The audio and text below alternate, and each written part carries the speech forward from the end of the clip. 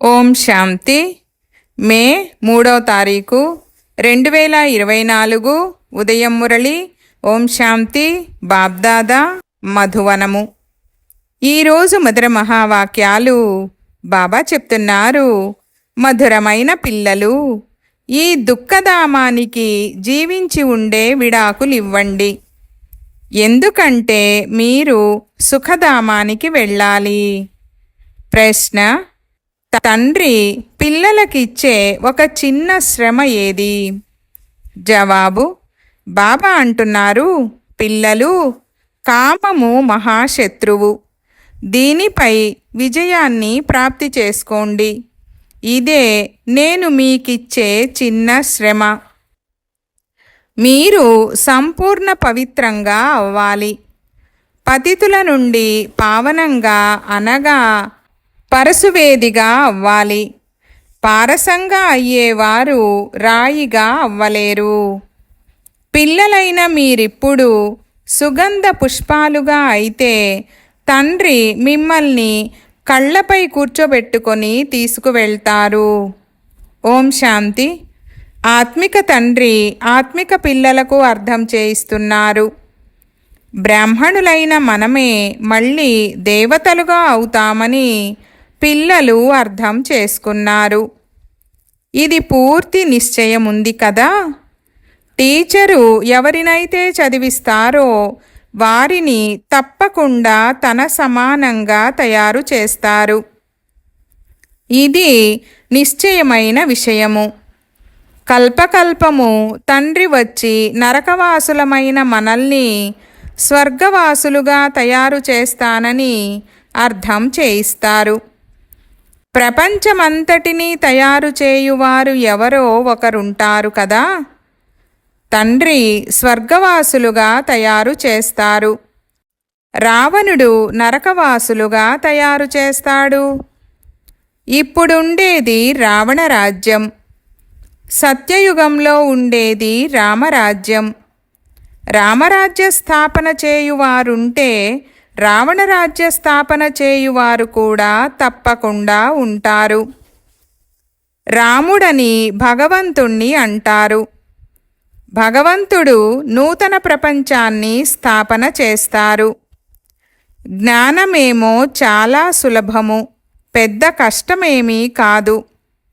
కానీ ఎంత రాతిబుద్ధిగా ఉన్నారంటే పారసబుద్ధిగా అవ్వడం అసంభవమని భావిస్తారు. నరకవాసుల నుండి స్వర్గవాసులుగా అవ్వడంలో చాలా శ్రమ ఉంది. ఎందుకంటే మాయా ప్రభావం చాలా ఉంది. 50 అంతస్తులు 100 అంతస్తుల భవనాలు ఎంతో పెద్దవి నిర్మిస్తున్నారు. స్వర్గములో ఇన్ని అంతస్తులు ఉండవు. ఈ కాలంలో ఇక్కడ కట్టుకుంటున్నారు. ఇక్కడ భవనాలు కట్టుకున్న విధంగా సత్యయుగంలో ఉండవని మీకు తెలుసు. ప్రపంచమంతా కలిసి చిన్న వృక్షంగా ఉంటుందంటే అక్కడ అంతస్తులు కట్టుకునే అవసరం ఉండదని బాబా స్వయంగా అర్థం చేయిస్తున్నారు. అక్కడ లెక్కలేనంత భూమి ఉంటుంది. ఇక్కడ అంత భూమి లేదు. అందుకే భూమి విలువ ఎంతో పెరిగిపోయింది. అక్కడ భూమికి ఖరీదే ఉండదు. మున్సిపాలిటీ పన్నులు మొదలైనవి కూడా ఉండవు. ఎవరికి ఎంత భూమి కావాలో అంత తీసుకోవచ్చు. తండ్రి నేర్పించే ఈ జ్ఞానము ద్వారా అక్కడ మీకు సర్వసుఖాలు లభిస్తాయి. మనుషులు 100 అంతస్తుల భవనాలు మొదలైనవి నిర్మించేందుకు కూడా ధనము మొదలైనవి ఖర్చవుతాయి కదా. అక్కడ ధనము మొదలైనవి ఖర్చు కావు. అపారమైన ధనముంటుంది. డబ్బు అవసరమే లేదు. లెక్కలేనంత ధనముంటే ఆ డబ్బంతా ఏం చేసుకుంటారు? బంగారు, వజ్రాలు, ముత్యాలు మొదలైన వాటితో భవనాలు మొదలైనవి కట్టుకుంటారు. ఇప్పుడు పిల్లలైన మీకు ఎంతో జ్ఞానము లభించింది. ఇది వివేకము, అవివేకముల మాట. సతోబుద్ధి మరియు తమోబుద్ధి. సతోప్రధానంగా ఉన్నవారు స్వర్గానికి అధికారులు, తమోబుద్ధిగా ఉన్నవారు నరకానికి అధికారులుగా అవుతారు. ఇది స్వర్గము కాదు, ఇది రౌరవ నరకము. చాలా దుఃఖములో ఉన్నారు. అందుకే ఓ భగవంతుడా అని పిలుస్తారు, మళ్ళీ మర్చిపోతారు. ఐకమత్యము కావాలని ఎంతగానో తలలు బాదుకుంటారు. సమావేశాలు మొదలైనవి జరుపుతూ ఉంటారు. కానీ వీరంతా కలిసి ఏకమవ్వరని పిల్లలైన మీరు అర్థం చేసుకున్నారు. ఈ వృక్షమంతా శిథిలావస్థలో ఉంది, మళ్ళీ కొత్తదిగా అవుతుంది. కలియుగము నుండి సత్యయుగంగా ఎలా అవుతుందో మీకు తెలుసు. ఈ జ్ఞానాన్ని మీకిప్పుడు ఆ తండ్రే అర్థం చేయిస్తున్నారు. సత్యయుగ వాసులే మళ్ళీ కలియుగ వాసులుగా అవుతారు. మళ్ళీ మీరు సంగమ వాసులుగా అయ్యి సత్యయుగ వాసులుగా అవుతారు. ఇంతమంది సత్యయుగంలోకి వెళ్తారా అని అంటారు. వెళ్ళలేరు. ఎవరైతే సత్యమైన సత్యనారాయణ కథను వింటారో వారే స్వర్గములోకి వెళ్తారు. మిగిలిన వారంతా శాంతిధామంలోకి వెళ్తారు. దుఃఖధామము ఉండనే ఉండదు. కావున ఈ దుఃఖధామానికి బ్రతికి ఉన్నప్పుడే విడాకులివ్వాలి. మీరు విడాకులు ఎలా ఇవ్వగలరో కూడా తండ్రి యుక్తులను తెలిపిస్తారు. ఈ మొత్తం సృష్టిపై దేవీ దేవతల రాజ్యం ఉండేది. ఇప్పుడు మళ్ళీ దానిని స్థాపించేందుకు తండ్రి వచ్చారు. మనమంతా ఆ తండ్రి నుండి విశ్వరాజ్యము తీసుకుంటున్నాము. డ్రామా ప్లాన్ అనుసారం తప్పకుండా పరివర్తన అవుతుంది. ఇది పాత ప్రపంచము. దీనిని సత్యయుగమని ఎలా అంటారు? అసలు సత్యయుగమంటే ఏమిటో మానవులకు తెలియనే తెలియదు. చాలా భక్తి చేసిన వారే ఈ జ్ఞానాన్ని పొందేందుకు అర్హులని బాబా అర్థం చేయించారు. వారికే అర్థం చేయించాలి. ఈ కులానికి చెందినవారు కాకుంటే వారికి అర్థమే కాదు. అందువలన సమయం ఎందుకు వృధా చెయ్యాలి? మన సభ్యులే కాకుంటే వారు ఏది ఒప్పుకోరు. ఆత్మ అంటే ఏమిటో, పరమాత్మ అంటే ఏమిటో నాకు తెలుసుకోవాలనే లేదని అంటారు. అందువలన వారి కొరకు శ్రమ ఎందుకు చెయ్యాలి? బాబా అర్థం చేయిస్తున్నారు. భగవానువాచ అని పైన రాసి ఉన్నారు. నేను కల్పకల్పము పురుషోత్తమ సంగమయుగంలో సాధారణ మానవ శరీరంలో వస్తాను. ఇతని జన్మలు ఇతనికి తెలియవు, నేను తెలుపుతాను. పూర్తిగా 5000 సంవత్సరాల పాత్ర ఎవరికి ఉంటుందో నేను చెప్తాను. ఎవరైతే నెంబర్ 1లో వచ్చారో వారికే ఇలాంటి పాత్ర ఉంటుంది కదా. శ్రీకృష్ణుని మొట్టమొదటి సత్యయుగపు రాకుమారుడని మహిమ కూడా చేస్తారు. అలాగే మళ్ళీ 84 జన్మల తర్వాత ఏమవుతాడు? ఫస్ట్ భికారి, భికారి నుండి రాకుమారుడు, మళ్ళీ రాకుమారుని నుండి భికారి, రాకుమారుని నుండి భికారిగా ఎలా అవుతాడో మీరు అర్థం చేసుకున్నారు. మళ్ళీ తండ్రి వచ్చి గవ్వ నుండి వజ్ర సమానంగా తయారు చేస్తారు. వజ్ర సమానంగా ఉన్నవారే మళ్ళీ గవ్వ సమానంగా అవుతారు. పునర్జన్మలనైతే తీసుకుంటారు కదా. అందరికంటే ఎక్కువ జన్మలు తీసుకొని వారెవరో మీరు అర్థం చేసుకున్నారు. మొదట శ్రీకృష్ణుడే వస్తాడని అంగీకరిస్తారు.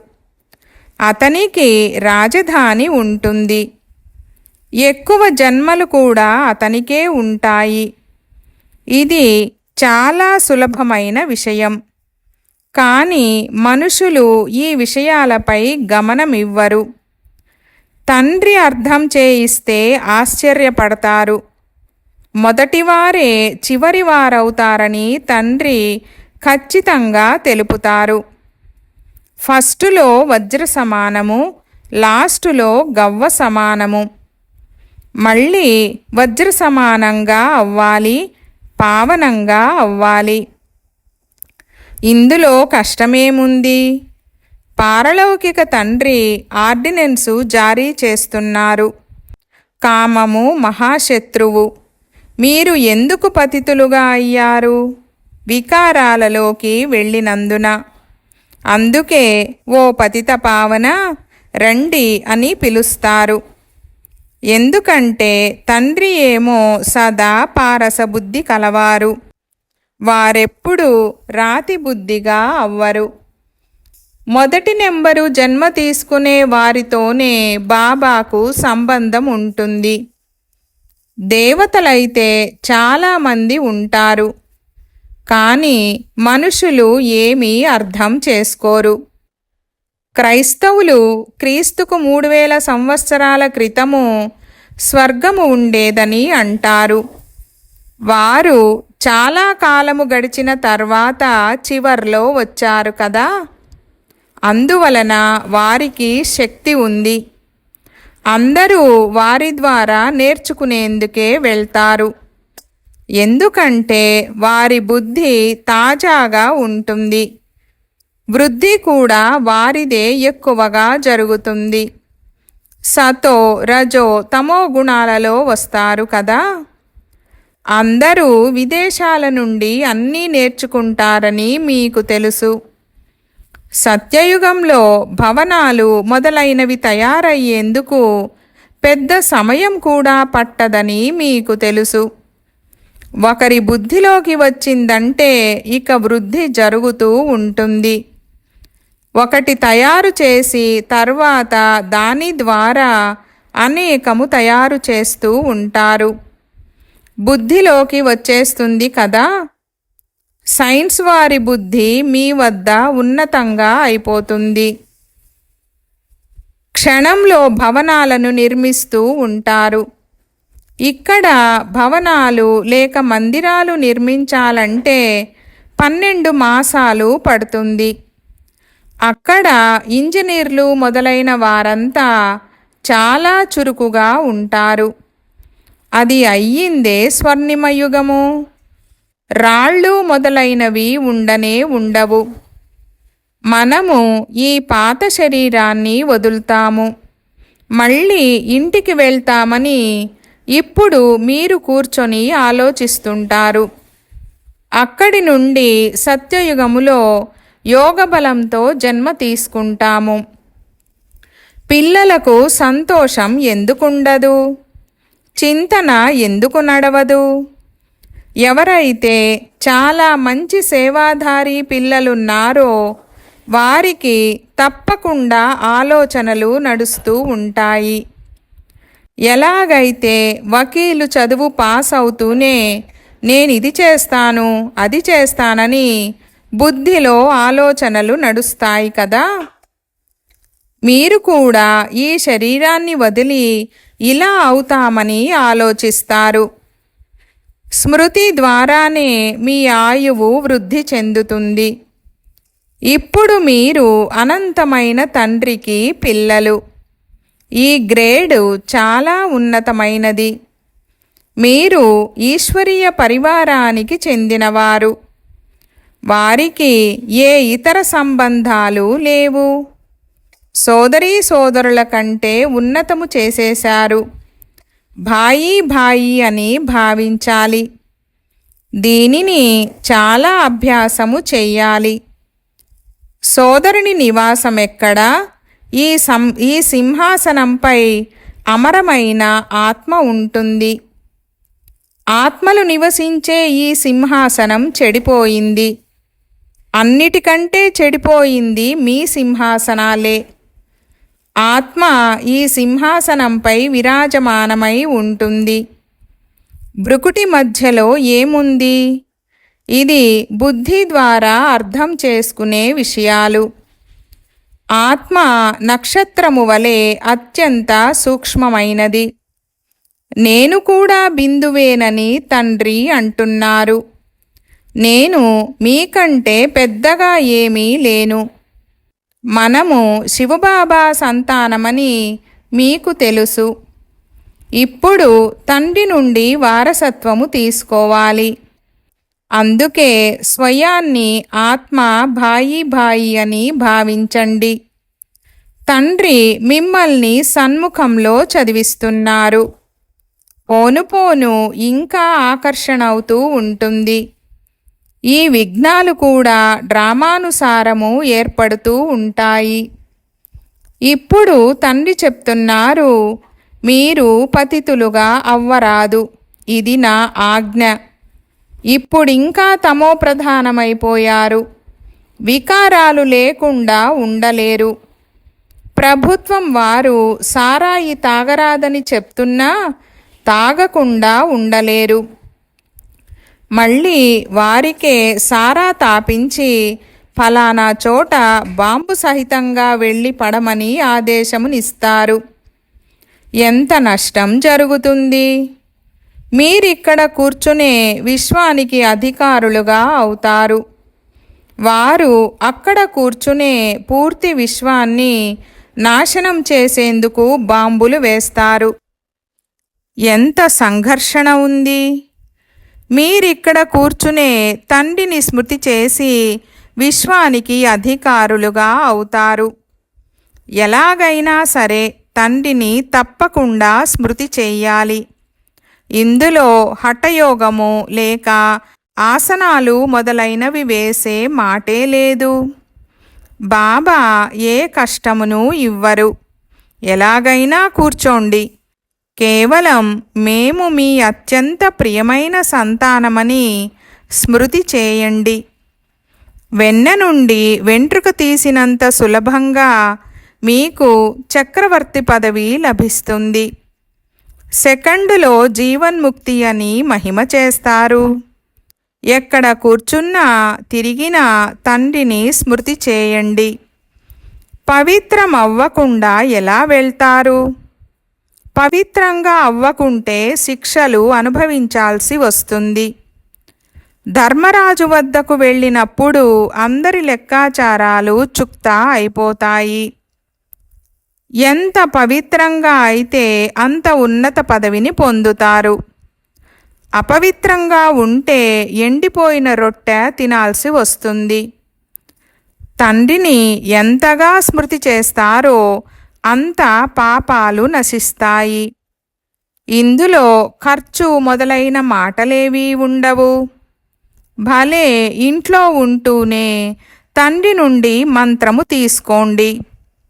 ఇది మాయను వశపరుచుకునే మన్మనాభవ మంత్రము. ఈ మంత్రము లభించిన తర్వాత భలే ఇంటికి వెళ్ళండి. నోటితో ఏమీ అనకండి. అల్ఫ్ మరియు బేను స్మృతి చేయండి.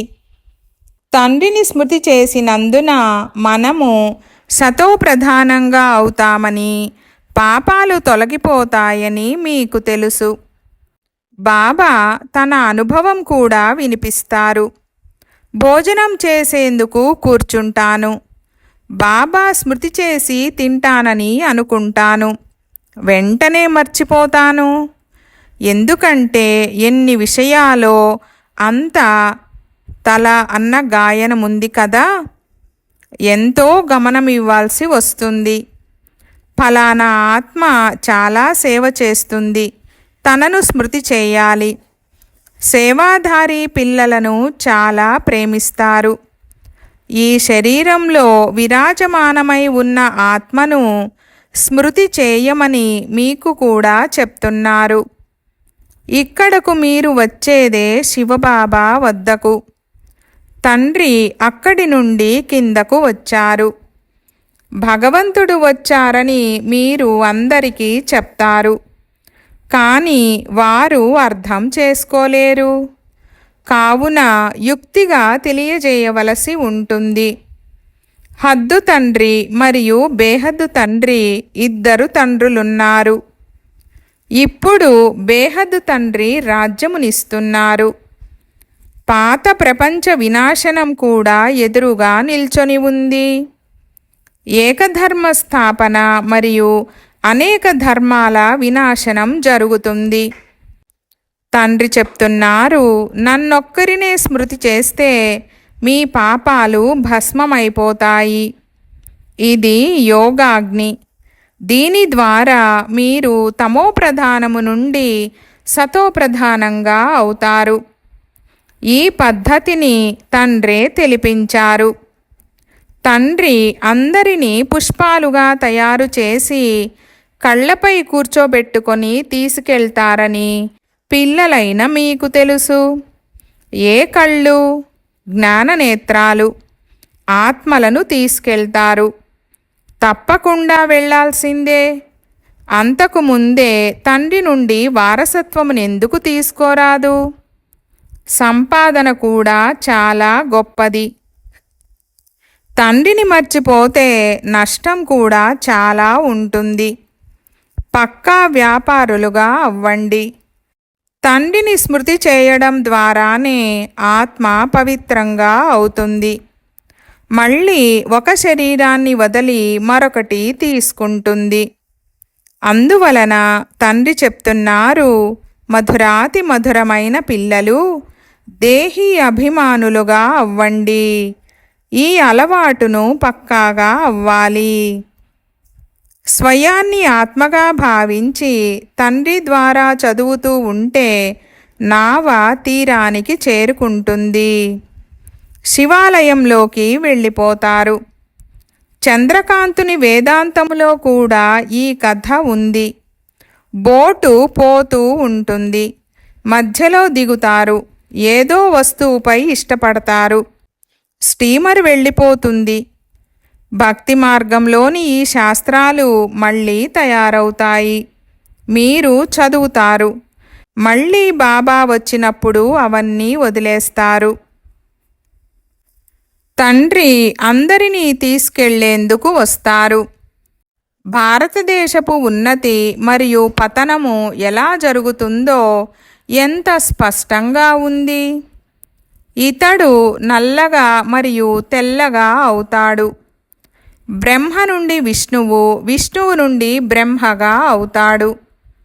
కేవలం ఒక్కరే అవ్వరు కదా. ఇదంతా విశదీకరించాలి. కృష్ణుని గురించి కూడా వివరించడం జరిగింది. సుందరంగా ఉండేవాడు నలుపుగా అవుతాడు. స్వర్గంలోకి వెళ్తాడు కనుక నరకాన్ని కాలితో తన్నేస్తాడు. ఇది ఈ చిత్రంలో స్పష్టంగా ఉంది కదా. మీ రాజ్యపు చిత్రాలను కూడా తయారు చేశారు కదా. అచ్చా, मीठे मीठे सिकी लधे बच्चों प्रति मात पिता बाप दादा का याद प्यार और गुड मॉर्निंग। रूहानी बाप की रूहानी बच्चों को नमस्ते। हम रूहानी बच्चों की रूहानी बाप दादा को याद प्यार, गुड मॉर्निंग और నమస్తే నమస్తే బాబా నమస్తే. ధారణ కొరకు ముఖ్య సారము. 1వ పాయింట్, తండ్రి ఆర్డినెన్స్ను పాలన చేసేందుకు ఆత్మలైన మనమంతా సోదరులము. బ్రుకుటి మధ్యలో నివసిస్తాము. మనము అనంతమైన తండ్రికి పిల్లలము. ఇది మన ఈశ్వరీయ పరివారమనే స్మృతిలో ఉండాలి. దేహీ అభిమానులుగా అయ్యేందుకు అలవాటు పడాలి. 2వ పాయింట్, ధర్మరాజు శిక్షల నుండి విడుదల పొందేందుకు మీ లెక్కాచారాన్నంతా చుక్తా చేసుకోవాలి. మాయను వశపరుచుకునేందుకు లభించిన మంత్రాన్ని స్మృతిలో ఉంచుకొని సతోప్రధానంగా అవ్వాలి. వరదానము: బిందువు రూపంలో స్థితమై ఉండి ఇతరులకు కూడా డ్రామా బిందువు యొక్క స్మృతిని ఇప్పించే విఘ్న వినాశక భవ. వివరణ: ఏ పిల్లలైతే ఏ విషయంలోనూ క్వశ్చన్ మార్కు పెట్టరో, సదా బిందువు రూపంలో స్థితమై ఉండి ప్రతి పనిలో ఇతరులకు కూడా డ్రామా యొక్క బిందువును స్మృతినిప్పిస్తారో వారినే విఘ్న వినాశకులని అంటారు. వారు ఇతరులను కూడా సమర్థులుగా చేసి సఫలత యొక్క గమ్యానికి సమీపంగా తీసుకొస్తారు. వారు హద్దులోని సఫలత యొక్క ప్రాప్తిని చూసి సంతోషించరు, కానీ బేహద్దు యొక్క సఫలతామూర్తులుగా ఉంటారు. సదా ఏకరసంగా ఒకే శ్రేష్టమైన స్థితిలో స్థితమై ఉంటారు. వారు తమ సఫలత యొక్క స్వస్థితి ద్వారా అసఫలతను కూడా పరివర్తన చేస్తారు. స్లోగన్: ఆశీర్వాదాలను తీసుకుంటూ ఆశీర్వాదాలను ఇస్తూ ఉంటే చాలా త్వరగా మాయాజీతులుగా